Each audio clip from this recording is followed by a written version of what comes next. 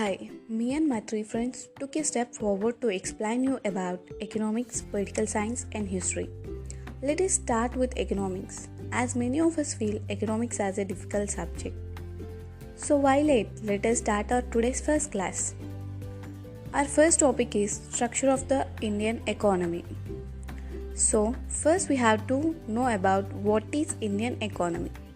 Indian economy is termed as the developing economy of the world.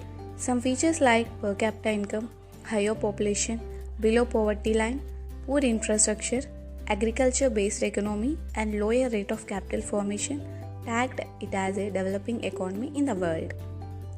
Indian economy at the time of independence. At the time of independence, India had a population of 340 million. Its literacy level was also alarmingly low at around 12%. When India declared its independence in 1947, its GDP was a mere rupees 2.7 lakh crore, accounting for a very small 3% of the world's total GDP.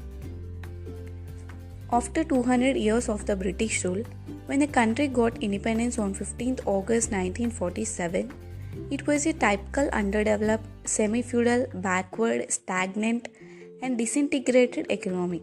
The bulk of the country's population was poor. Agriculture was extremely backward. Almost a complete lack of the basic and heavy industries in the country.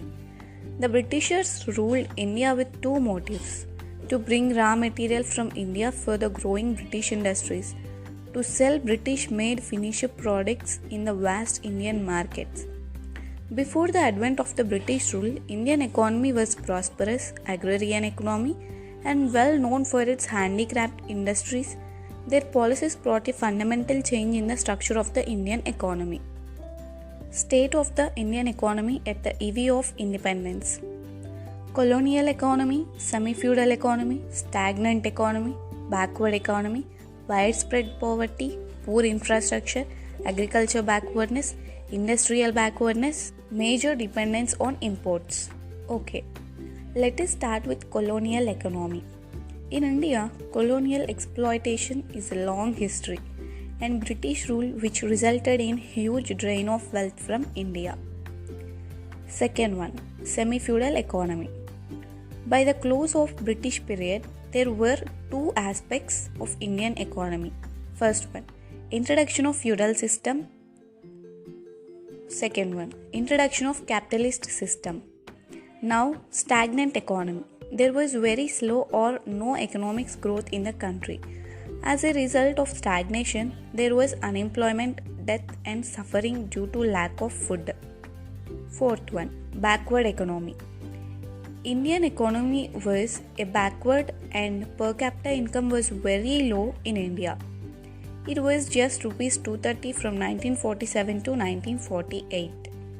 Fifth one, widespread poverty.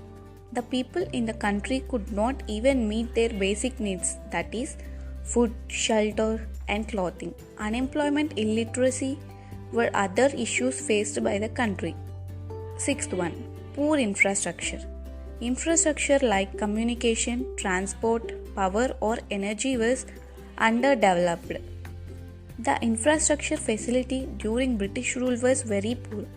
Infrastructure can be referred to as the basic physical operations of a nation or a business, such as communication, transport, water, sewage, etc.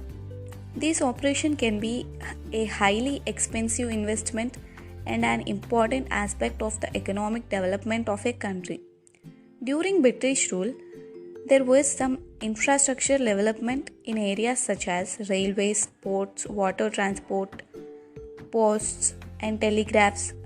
However, the motive behind this development was simply to foster the colonial interest of the British government. They were never interested in the growth of the Indian economy. Seventh one, agricultural backwardness. With 70% of the people engaged in agriculture, its contribution to GDP was only 50%. Productivity and production too were extremely low.